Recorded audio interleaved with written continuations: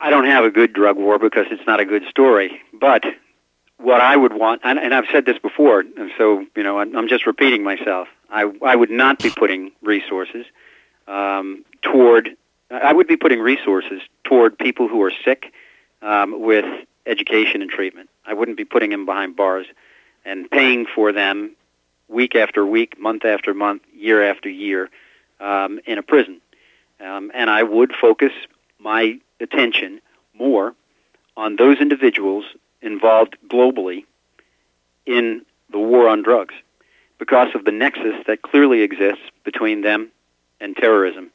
And you may want to try to change things with the snap of a finger, but you're not going to, in my view.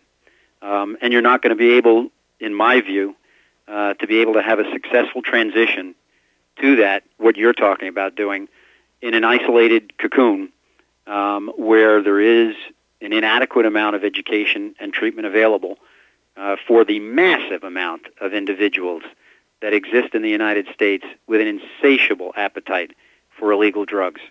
It's pervasive. And if you want to work toward the goals you're talking about, I just don't understand how you can feel as though you could succeed in doing it by just changing things overnight. We are succeeding. Okay. See, the thing is, it's a culture thing. I know better. I'm an activist, man. I've been doing this for a long time. It's not, like here in Arizona, it's not a snap of the finger. All of a sudden they're decriminalizing stuff. They're not, all of a sudden, boom, any and everybody can carry concealed without a permit. Heck, that started with us back in '93. The drug thing, same thing. I mean, this has been libertarian candidates and activism and people in the streets and what I was talking about with Sheriff Arpaio this morning about stuff we're doing down at his jail tomorrow. And then all of this is a cultural awareness. And the biggest thing I'm talking to Sheriff Joe, I've known him for years, and I just said, look, man, I just want to make sure, one, nobody dies. You guys don't do anything stupid because it's going to be up on, video live streaming in about 3 seconds. It's just so make sure everybody's peaceful, everybody understands what this is about is a culture change. It's a paradigm shift in the understanding of the truth. And that's what I advocate for, is people just to understand the truth of things when they do. Because you and I want the same thing. I can't imagine that we want people to be, destitute, damaged, hurt, violent, going after somebody. Not that you smoke marijuana and any violence is done anywhere, but I mean, I'm going, there is, I'm a grandfather, but what if, Robert, can you at least give me this, that you believe that I believe that my family would be safer, more prosperous, we'd have a freer society by not having any drug laws? Well, there's no doubt that that's what you believe. I'm not challenging that. Mm-hmm. Obviously, you believe strongly in that regard. I know that. So I'm looking for, the reason I have conversations with this, there's value to your experience and what you've gone through and the book that you've written and the value you have, the different industries that need your expertise in order to be, make sure they don't run afoul of having everything taken. My thing is just get the right lobbyists. But, so that's why I have you on as a service to people that need to know this kind of stuff. I'm sure it's an interesting book. And let's go ahead and give that out again. We'll make sure, we give you props here. The Infiltrator, My Secret Life Inside the Dirty Banks Behind Pablo Escobar's Medellin Cartel. Now, they can go ahead and give out the website you want them to be most familiar with. Sure. It's the-infiltrator.com. That's the-infiltrator.com. And I'm not running for president, so I'm not putting ideas on how this problem can be resolved. My whole goal is to try to open the eyes of the people who are in this country about where the real problems are with respect to the massive amount of illegal drugs that are being moved around the world and the kind of money that it moves. What the resolution to that is, I know we have a differing opinion, but I think it's very, very important for people not to generalize, but to be able to know specifically, with specific story and accuracy, the history of what I had the opportunity to see firsthand. And to whatever regard that helps us toward a positive result, I'm just trying to be. I'm trying to put a piece of the puzzle out there for people, because most people who hear the story aren't as informed as you, and don't get it and don't understand what type of big business the illegal drug trafficking is all around the globe. Well, they may know, because your book may be made into a movie, Banking on Terror. Tell me about that. Well, Banking on Terror is an article that I wrote that was published, but there is an effort afoot to develop a movie from my book. So, and hopefully it will be something that'll be seen more broadly than it is right now. It's a serious problem. I do not embrace across the board by any means the tactics that are common in the war on drugs now. I just don't go as far as you do in how I think things could be done better. Well, you know who does? I mean, Law Enforcement Against Prohibition. I have Leap on a regular basis. Oh, yeah. No, I ran into the guy, and actually I was doing a presentation at Cambridge University, and the heads of that organization were there observing. I've got their card, and I'm going to communicate with them. And I'm not afraid to talk to somebody, because we might have a difference of opinion, and I'm always willing to keep an open mind to hear other people's ideas, because I know that there are a lot of people out there that are smarter than me. So. Well, these guys, many of them are in your exact position. Maybe, heck, they may even been down the street with the Pablo's wing of whatever.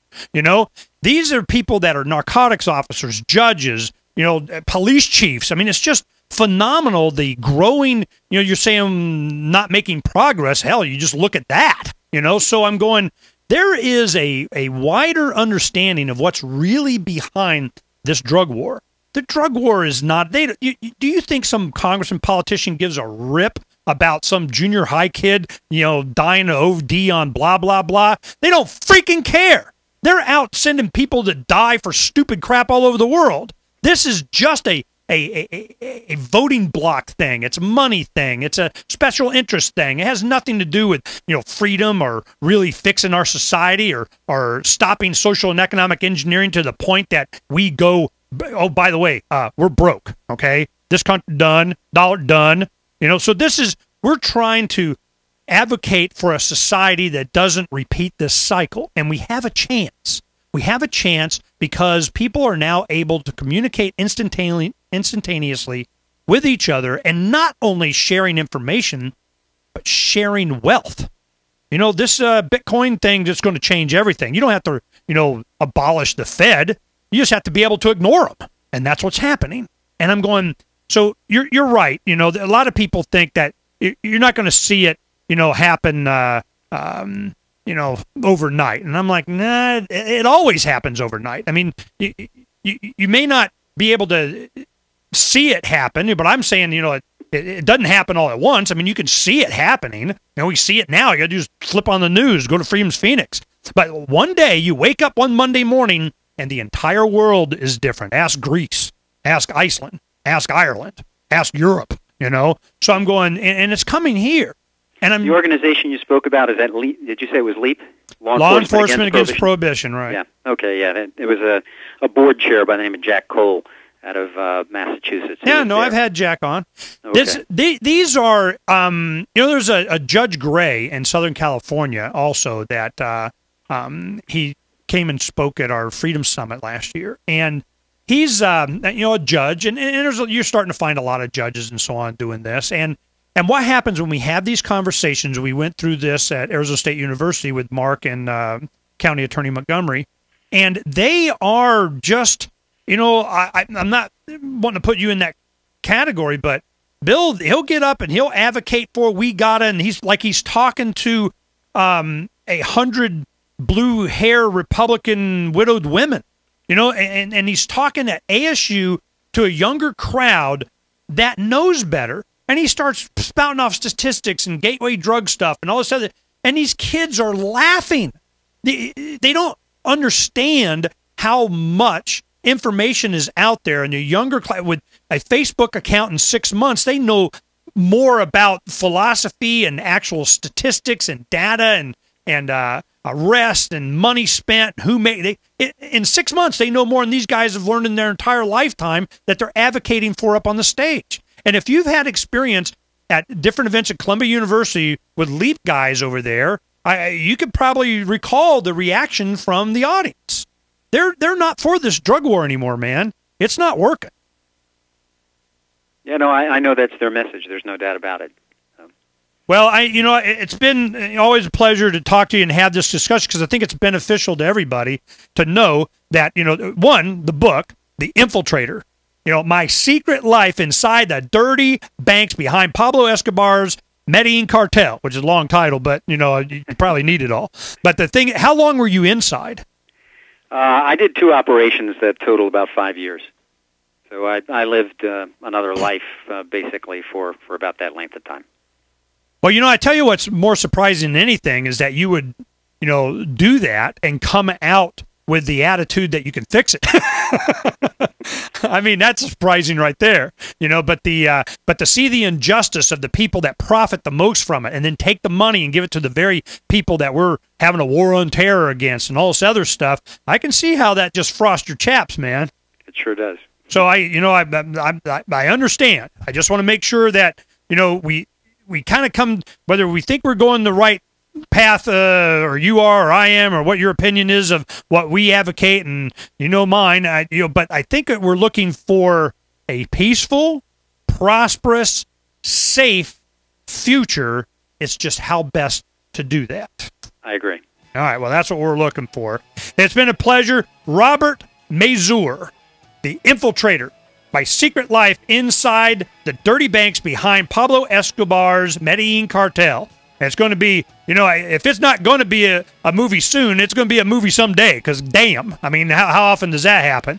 And it's the-infiltrator.com. The-infiltrator.com. Robert Mazur. Robert, thanks for coming on. It's always a pleasure. Well, thank you very much. You bet. I appreciate it. We'll talk to you next time here on Declare Your Independence with me, Ernest Hancock. Check out freedomsphoenix.com for all of the daily news.